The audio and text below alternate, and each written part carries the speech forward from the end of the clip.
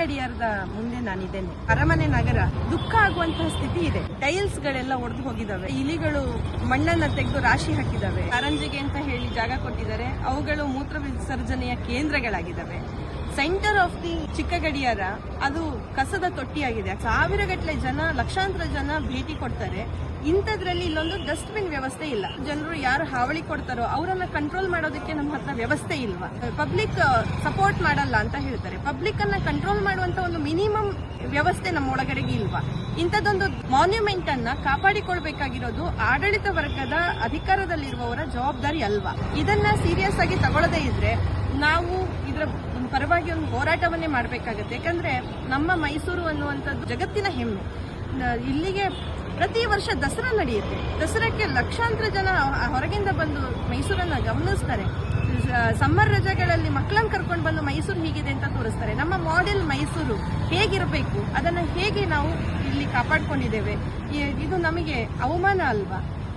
ಖಂಡಿತವಾಗಿ ತಕ್ಷಣದಲ್ಲೇನೆ ಆಡಳಿತ ವ್ಯವಸ್ಥೆ ಇದನ್ನ ಎಚ್ಚರ ವಹಿಸಿ ಇದನ್ನ ಕಾಪಾಡಿಕೊಳ್ಳುವಂತ ಕೆಲಸವನ್ನ ಮಾಡ್ಕೋಬೇಕು ಅಂತ ಹೇಳಿ ನಾನು ಮಾತಾಡ್ತಾ ಇದ್ದೇನೆ.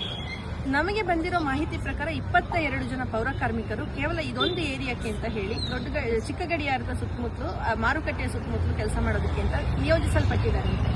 22 ಜನ ಕಾರ್ಮಿಕರು ಬೆಳಗ್ಗೆ ಎದ್ದು 6:30 ಗಂಟೆಯಿಂದ ಇಲ್ಲಿ ನಿರಂತರವಾಗಿ ಕ್ಲೀನಿಂಗ್ ವರ್ಕ್ ಮಾಡ್ತಾ ಇದ್ದಾರೆ.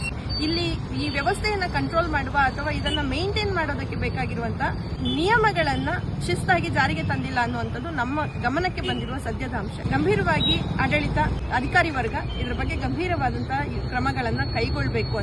ಪೌರ ಕಾರ್ಮಿಕರು ಅವರ ಕೆಲಸವನ್ನು ಮಾಡೋದನ್ನ ನಾವು ಗಮನಿಸಿದೀವಿ. ಕಾರ್ಮಿಕರನ್ನ ನಾವು ಮಾತಾಡಿಸಿದಾಗ ಅವರು ಹೇಳಿದ್ದು, ಇಲ್ಲಿ ಬಂದು ಮಲಗೋ ಜನರನ್ನ ಎಬ್ಸೋದೇ ನಮ್ಗೊಂದು ದೊಡ್ಡ ಕೆಲಸ. ಕೂತು ಇಲ್ಲಿ ಬೀಡಿ ಸಿಗರೇಟು ಸೇದುವವರನ್ನು ಅಥವಾ ಕುಡಿಯುವವರನ್ನು ಕೂತ್ಕೊಂಡವರನ್ನ ನಾವು ಅವರನ್ನ ಮಾತಾಡ್ಸೋದಕ್ಕೆ ಭಯ ಆಗುತ್ತೆ ಮೇಡಮ್.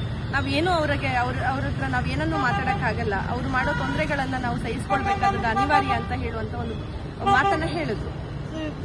ಎರಡನೇದು, ಪೌರ ಕಾರ್ಮಿಕರ ಕೆಲಸಕ್ಕೆ ಪೂರಕವಾಗಿ ನಾವು ನಿಂತ್ಕೋಬೇಕು, ಪಬ್ಲಿಕ್ ನಿಂತ್ಕೋಬೇಕು. ಈ ಓಡಾಡೋ ಜನ ಅಥವಾ ಮುಖ್ಯವಾಗಿ ವ್ಯಾಪಾರ ಮಾಡುವ ವ್ಯಾಪಾರಸ್ಥರು, ಅವರು ಕಸವನ್ನ ಅಟ್ಲೀಸ್ಟ್ ಅವರು ಮಾಡಿರೋ ಕಸ, ಅವರ ಕಡೆಯಿಂದ ಆಗುವ ಕಸವನ್ನ ಅವ್ರಿಗೊಂದು ಗಂಟು ಕಟ್ಟಿ ನೀಟಾಗಿ ಅವರ ಜಾಗವನ್ನ ಕ್ಲೀನ್ ಮಾಡಿ ಇಟ್ಟರೂ ಕೂಡ ಇವರಿಗೆ ಕ್ಲೀನಿಂಗ್ ಕೆಲಸ ಸುಲಭ ಆಗುತ್ತೆ.